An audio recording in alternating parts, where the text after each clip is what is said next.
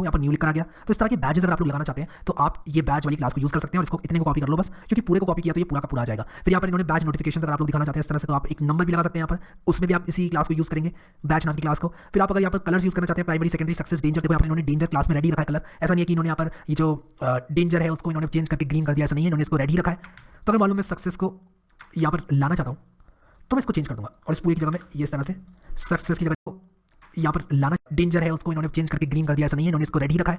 तो अगर मालूम मैं सक्सेस को यहाँ पर लाना चाहता हूँ तो मैं इसको चेंज कर दूंगा और इस पूरी की जगह में ये इस तरह से सक्सेस की जगह न्यू लिख दूंगा और आप लोग देखो मेरा ब्लॉग यहाँ पर न्यू लिखा गया है। तो मैं ये जो कलर वेरिएशन है इसके वो भी यूज़ कर सकता हूँ। तो आई होप कि आप लोगों को बैच बहुत अच्छे से समझ में आ गया होगा कि क्या होता है, कैसे काम करता है। अलग में ये इस तरह से सक्सेस की जगह न्यू लिख दूंगा और आप लोग देखो मेरा ब्लॉग यहाँ पर न्यू लिखा गया है। तो मैं ये जो कलर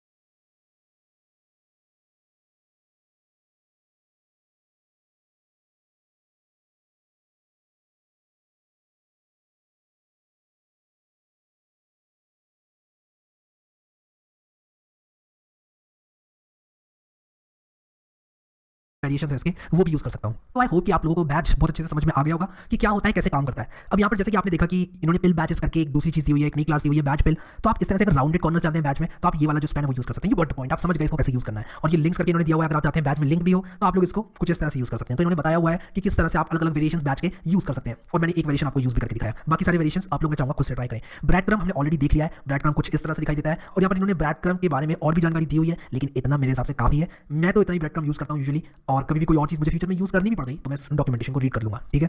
बटन्स बहुत इंपॉर्टेंट है और ये एक ऐसी चीज़ है जो कि आप बहुत ज़्यादा यूज़ करने वाले हो और बटन्स बहुत खूबसूरत लगते हैं आपकी बूटस्ट्रैप वेबसाइट में। मैं आप लोगों को दिखाता हूँ कि अगर आप लोग इसको कॉपी करते हैं और यहाँ पर इसको पेस्ट करते हैं बटन्स को, तो आप लोग देखो ये आप लोग यहाँ पर इससे जो कि आप बहुत ज़्यादा यूज़ करने वाले हो और बटन्स बहुत खूबसूरत लगते हैं आपकी बूटस्ट्रैप वेबसाइट में। मैं आप लोगों को दिखाता हूँ कि अगर आप लोग इसको कॉपी करते हैं और यहाँ पर इसको पेस्ट करते हैं बटन्स को, तो आप लोग देखो ये आप लोग यहाँ पर ये सारे बटन्स ले पाएंगे, ठीक है। Primary secondary success danger warning info. अब यहाँ पर एक बटन का वेरिएशन होता है कि जैसे कि हमने प्राइमरी सेकेंडरी सक्सेस डेंजर अलग अलग वेरिएशन देखे, मैं इसमें सिर्फ एक बटन रखता हूँ।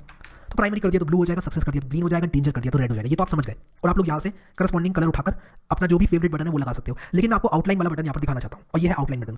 आउटलाइन बटन क्या करता है कि जब आप इस पर होवर करते हो तब आपको ये डार्क होकर देता है, यानी कि ये खुद डार्क तब होता है जब आप इस पर होवर करते हो। वार्निंग पे आपने होवर किया तो ये येलो हो गया, डेंजर पे किया तो रेड हो गया, प्राइमरी पे आपने होवर किया तो ये ऑब्वियसली ब्लू हो गया।